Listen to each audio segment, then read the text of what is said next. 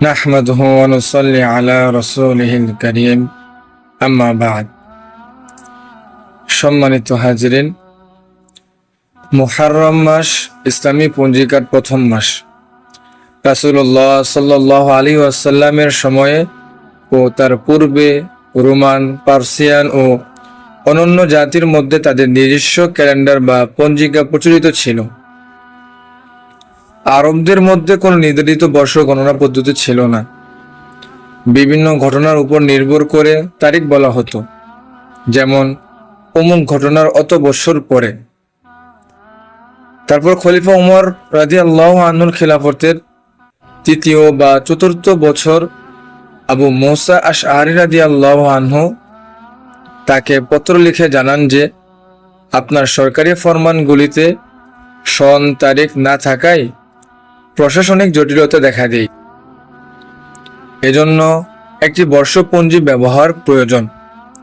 খলিফা উমর রাদিয়াল্লাহু আনহু সাহাবীগণকে একত্রিত করে পরামর্শ চান। কেউ কেউ রোম বা পারস্যের পঞ্জিকা ব্যবহার করতে পরামর্শ দেন, কিন্তু অন্যরা তা অপছন্দ করেন এবং মুসলিমদের জন্য নিজস্ব পঞ্জিকার প্রয়োজনীয়তার কথা বলেন। এ বিষয়ে কেউ কেউ পরামর্শ দেন যে রাসূলুল্লাহ সাল্লাল্লাহু আলাইহি ওয়াসাল্লামের মিলাদ বা জন্ম থেকে সাল গণনা শুরু করা হোক। কেউ কেউ তার নবুয়াত থেকে, কেউ কেউ তার হিজরত থেকে এবং কেউ কেউ তার ওয়াফাত থেকে বর্ষ গণনার পরামর্শ দেন। হযরত আলী রাদিয়াল্লাহু আনহু হিজরত থেকে সাল গণনার পক্ষে জোরালো পরামর্শ দেন। খলিফা উমর রাদিয়াল্লাহু আনহু এই মত সমর্থন করে বলেন যে হিজরতই হক ও বাতিলের মধ্যে পার্থক্যের সূচনা করে, এজন্য আমাদের হিজরত থেকে সাল গণনা শুরু করা উচিত। অবশেষে সাহাবীগণ হিজরত থেকে সাল গণনার বিষয়ে একমত পোষণ করেন। তারপর কোন মাস থেকে বর্ষ গণনা শুরু করতে হবে সে বিষয়ে পরামর্শ চাওয়া হয়। কেউ কেউ রবিউল আউয়াল মাসকে বৎসরের প্রথম মাস হিসেবে গ্রহণ করার পরামর্শ দেন, কারণ রাসূলুল্লাহ সাল্লাল্লাহু আলাইহি ওয়াসাল্লাম এই মাসে হিজরত করে মদিনায় আগমন করেন।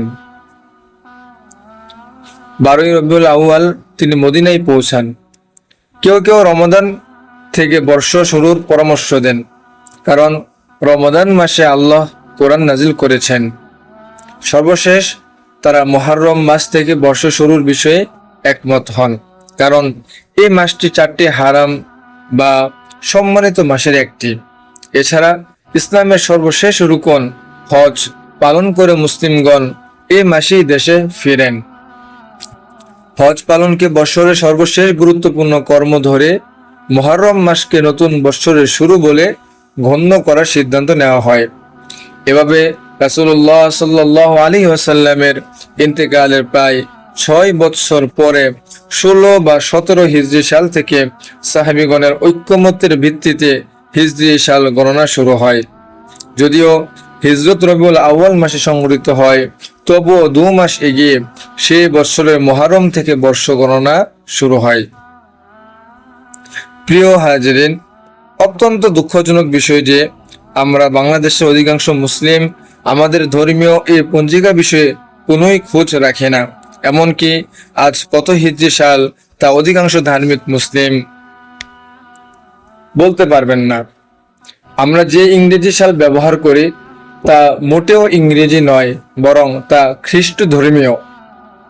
যীশু খ্রিস্টের প্রায় 1600 বছর পরে 1582 খ্রিস্টাব্দে পোপ অষ্টম গ্রিগরীয় তৎকালে প্রচলিত প্রাচীন রোমান জুলিয়ান ক্যালেন্ডার সংশোধন করে যীশু খ্রিস্টের জন্মকে সাল গণনার শুরু ধরে এ পঞ্জিকা প্রচলন করেন, যা গ্রিগরিয়ান ক্যালেন্ডার ও খ্রিস্টিয়ান ক্যালেন্ডার নামে পরিচিত।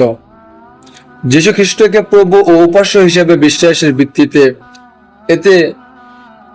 এ বৎসরকে বলা হয় আন্নো ডোমিনি বা এডে। এর অর্থ আমাদের প্রভুর বৎসরে।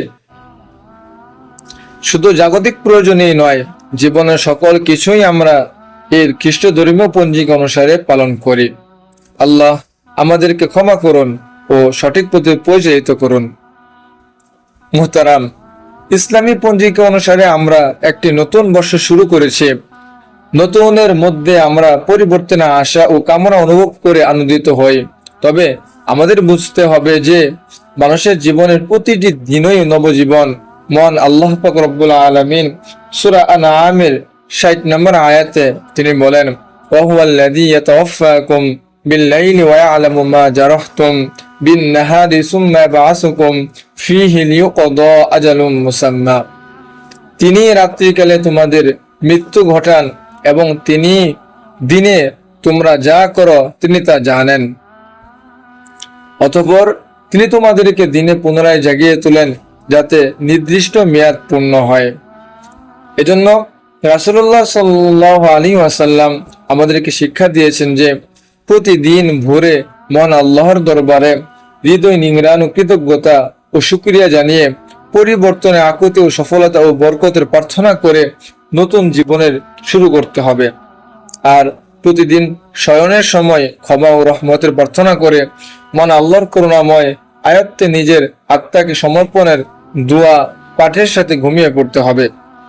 হাজিরিন, আমরা অনেকে নববর্ষের শুভেচ্ছা বা শুভকামনা জানাই। বস্তুত কামনা বা